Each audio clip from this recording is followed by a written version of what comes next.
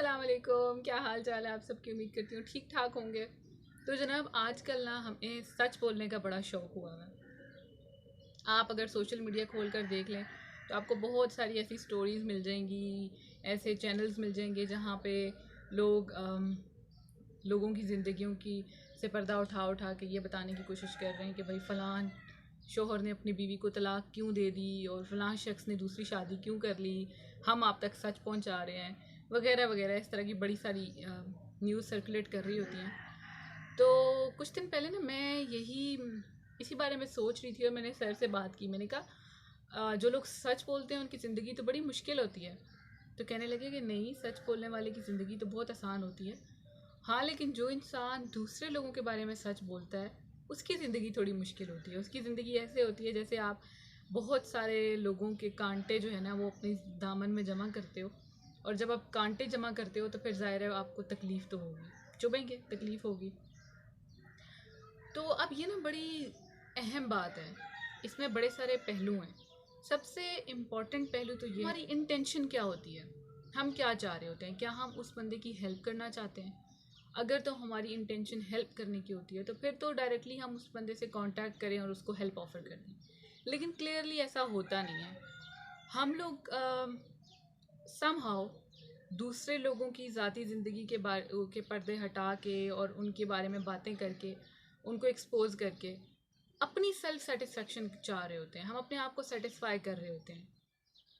अगर हम इसी कॉन्सेप्ट को साइकोलॉजी के हवाले से समझने की कोशिश करें ना, तो एक बड़ा इम्पॉर्टेंट कॉन्सेप्ट है सोशल पावर का। और ये नेचुरली हम सब इंसानों में होता है कि हम सोशली पावरफुल होना चाहते हैं अपनी सराउंडिंग में, अपने आसपास के लोगों में। हम चाहते हैं कि हमारा एक एक पावरफुल स्टेटस हो, लोग हमें जाने पहचाने।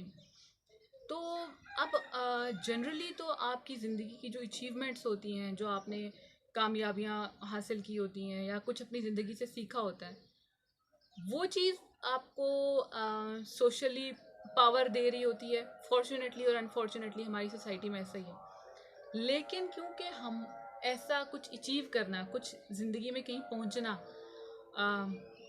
मेहनत करना बड़ा मुश्किल काम है, तो हम आसान रूट अप्लाई करते हैं। अल्टीमेटली हमारे पास ये होता है कि हम कह देते हैं कि हमने तो सच बोला है भाई, हम तो सच बोलते हैं, हम झूठ नहीं बोलते।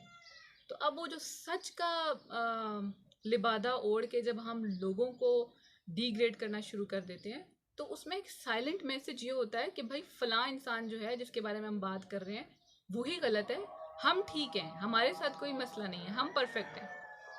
तो हमारी जो एक वीक सेल्फ इस्टीम होती है, हमारे अंदर की जो वीकनेस होती है, हम दूसरों की बुराइयां कर करके अपनी उस वीकनेस को ओवरकम करने की कोशिश कर रहे होते हैं।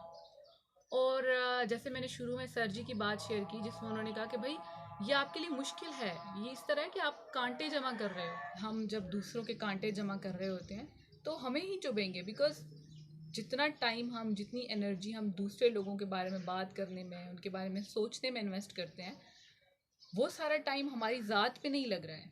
वो सारा टाइम किसी तीसरी चीज़ पे, किसी तीसरी जगह पे लग रहा है जो हमारी ज़ात को कोई फ़ायदा नहीं दे रही है। तो अल्टीमेटली हम अपना नुकसान कर रहे होते हैं। लेकिन वही सच जब हम अपने बारे में बोलते हैं तो हमें एक मौका मिलता है कि हम खुद को फेस करें, हम खुद को बेहतर अंडरस्टैंड करें और हम देखें कि हम कहाँ पे वीक हैं, हम कहाँ पे स्ट्रॉन्ग हैं, किस एरिया में हमें काम करने की ज़रूरत है। तो हमारी जो फोकस ऑफ अटेंशन होता है वो लोगों की बजाय हमारी अपनी ज़ात बन जाती है। बट दैट डिमांड्स कि हम अपने बारे में सच बोलना शुरू कर दें, which is a difficult task.